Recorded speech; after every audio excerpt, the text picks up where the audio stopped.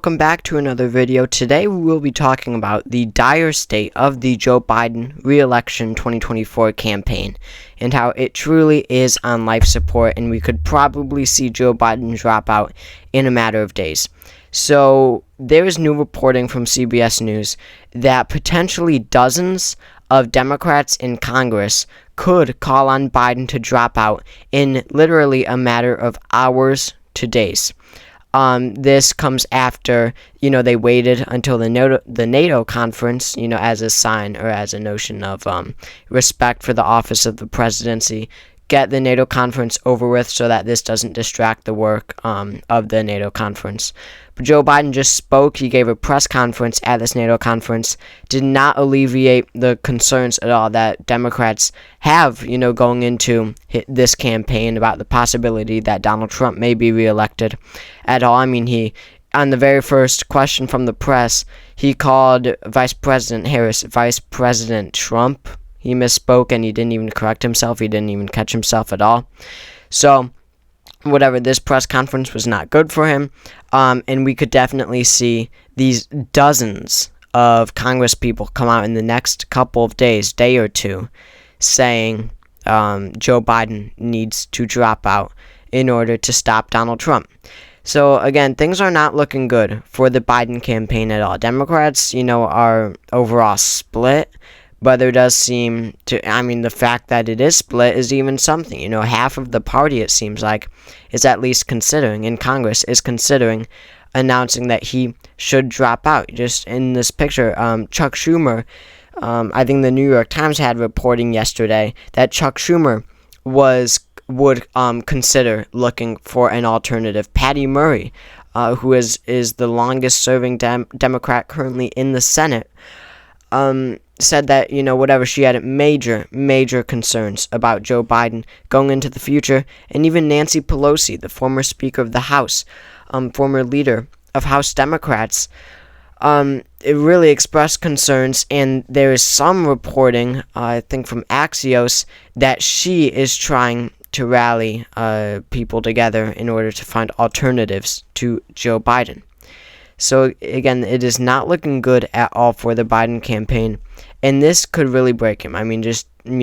Dozens of Democratic lawmakers going against their own president would be just so significant and make sense because they are trying to save their careers as well. When you look at 2022, there were so many districts across the country that were just so close. Pat Ryan in New York's 18th won by 1.3%. Looking at Michigan, I guess there weren't any that close ones. Where else? You got Virginia, where you had Abigail Spanberger win by 4 points. The point is, across the nation, Minnesota, there are close seats that Democrats currently hold that are in some Republican areas. Just looking at Washington's 3rd District, Marie Gluesenkamp-Perez only won by 0.8 in 2022. No one expected this. No one saw it coming. This is a Republican district. It shouldn't have gone to Marie Gluesenkamp-Perez, but her opponent was just so weak. This was in 2022.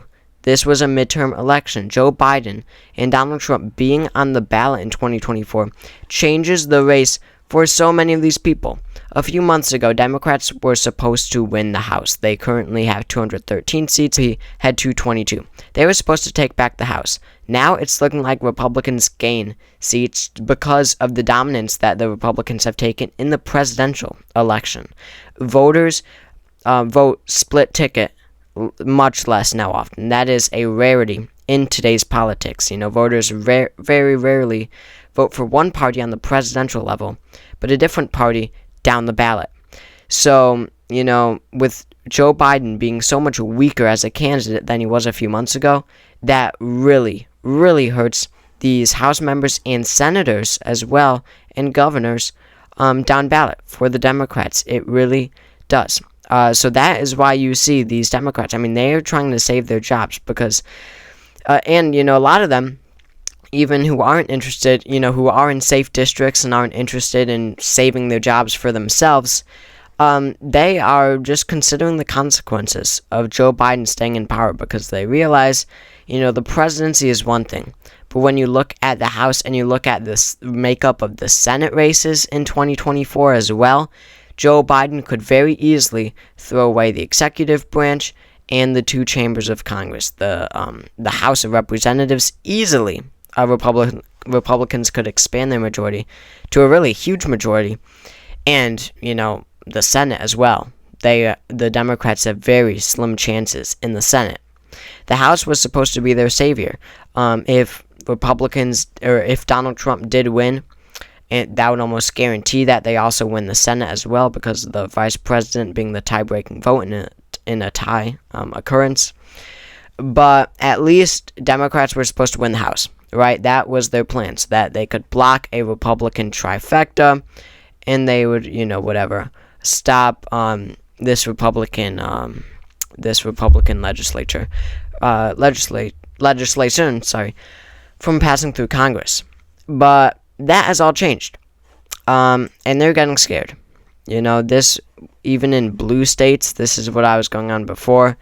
You've got blue states that might stay with Biden, like New Hampshire, for example, but ultimately these congressional districts and these Senate races can get very close. New York was supposed to be so important, right? The 22nd district, the 19th district, the 17th district, the 4th district, and the 1st district were supposed to be all districts Democrats were looking to flip. With Biden tanking in polling in New York looking increasingly competitive, it doesn't look like that would be able to happen. It looks like the Republicans are going to be able to keep their districts there, which is huge, in Congress. And then looking at Polymarket, you can just see, just how well of a chance Donald Trump has in this election. He's given a 60% chance of winning. Polymarket is people betting on political events, by the way, their own money. And then just today, with all of these new revelations, we see that Kamala Harris has surpassed Biden in chances. She's now at 15%. Joe Biden, the incumbent president of the United States, has a 14% chance of winning the 2024 election. He's behind his vice president, who is not even currently in the race. You can see where he tanked right after the debate. Kamala took him over briefly, but then Biden regained the lead.